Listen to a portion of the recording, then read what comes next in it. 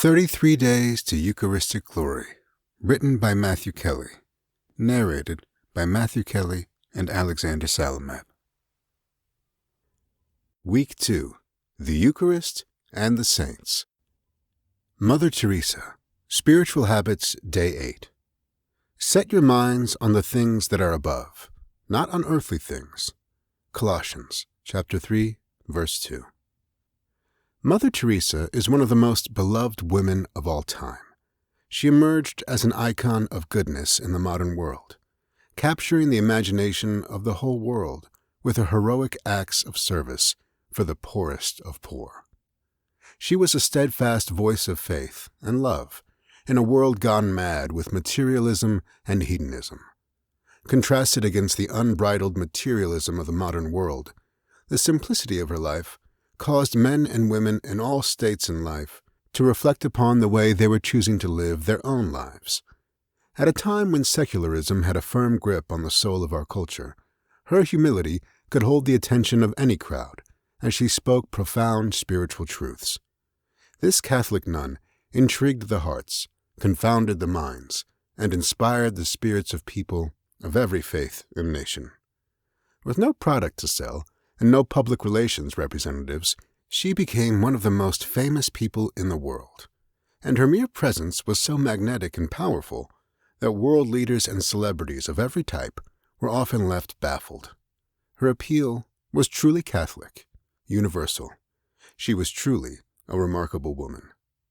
Her faith wasn't a speech. It was living and breathing. She saw each moment as an opportunity to love. Every individual person mattered to her. "I believe in person-to-person contact," she once said. "Every person is Christ for me, and since there is only one Jesus, the person I am meeting is the one person in the world at that moment." Those who spent time with her would often comment, "For the moment you were with her, there was only you and her. She wasn't looking over your shoulder to see what was happening around you. You had her full attention. It was as if nothing else existed to her except you." Mother Teresa was considered a living saint for decades during her lifetime and was canonized on September 4, 2016, just 19 years after her death. What makes the saints different from the billions of other people throughout history? What sets them apart? Their habits, the things they did with unerring consistency every day, week, month, and year. Make an inventory of the habits that define the lives of the saints, and it is a fairly short list. What are the things they did each day, week, month, year? Simple things like the habit of daily prayer and an annual retreat, praying the rosary and caring for the poor.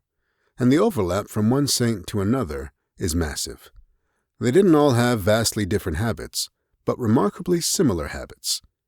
This is why it is a mistake to go looking for new and different ways to the spiritual life. This type of quest is usually driven by the ego and fueled by pride, and therefore lacks the essential ingredient for spiritual growth: humility. The path of Christian spirituality is well trodden. It is not a secret or a mystery. It is easy to discover and available to anyone, and it works. When I reflect on the life of Mother Teresa, the questions I ask myself are, where did her power to love so deeply come from? What was the source of her strength to serve so selflessly? How was this woman able to inspire so many people to give their lives to God? The answers to these questions are also deeply embedded in her life. Before everything else, Mother Teresa was a woman of prayer. Each day for decades, she spent time in prayer before the Blessed Sacrament. Her power to love, her strength to endure, and her gift to inspire others were all born from the Eucharist. This woman believed in the centrality of Jesus Christ. She knew his centrality in history and eternity, and she trusted his centrality in her own life. There is the source, Jesus in the Eucharist.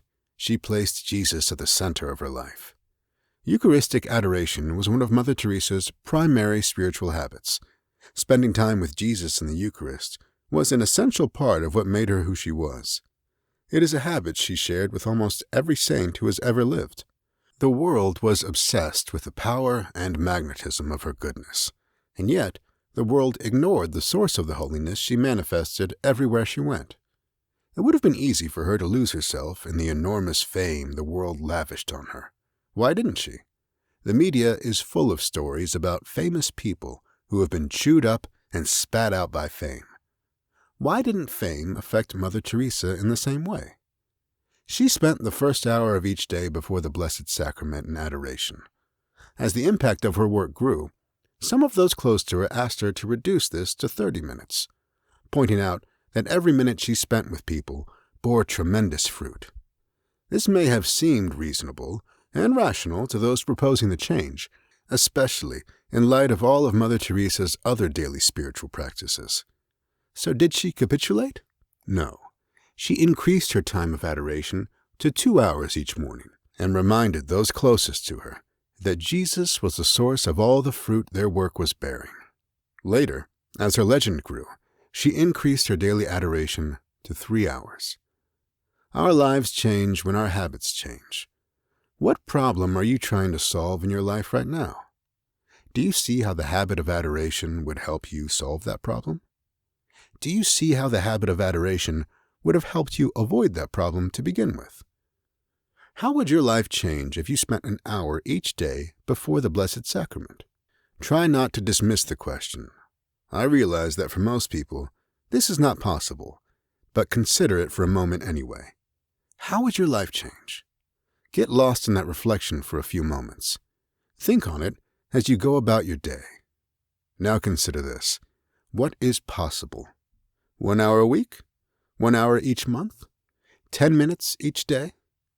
Because whatever is possible, you should grasp it and allow the power of the Eucharist to pour into your soul. Follow Mother Teresa's advice. If I can give you any advice, I beg you to get closer to the Eucharist and to Jesus. We must pray to Jesus to give us that tenderness of the Eucharist. The French novelist Léon Bloy once wrote, "The only real sadness, the only real failure, the only great tragedy in life is not to become a saint." While becoming a saint is the primary goal of the Christian life, most people never seriously consider it a possibility. Is it possible? Yes. How do we begin? By adopting the spiritual habits that the saints shared in common. You need the habit of adoration. How often? I don't know. For how long? I don't know. That is between you and God. But it was central to the lives of the saints, and I encourage you to make it central to your life, even if it is only for 1 hour each month. It has been observed that people emulate the 5 people they spend most time with, for better or worse. Make Jesus one of those 5 people. Spending time in the presence of Jesus in the Eucharist will transform you and your life in ways you cannot even begin to imagine. Trust, surrender, believe, receive. Lesson: our lives change when our habits change. Adopting the habit of Eucharistic adoration will change every aspect of your life. We tend to emulate the people we spend time with. By spending time in the presence of Jesus in the Eucharist, we become more like Him. Virtue of the day. Consistency. The virtue of consistency allows us to moderate our behavior in alignment with our faith and values. It demands that we abandon frivolous whims, preferences, and cravings as they arise throughout the day, and stay true to the course we have set. It also requires constant micro-alignments between your words, beliefs, and actions. A consistent man conducts himself and corrects himself in order to maintain his true north bearing. A woman with the virtue of consistency is a great comfort to her friends and family.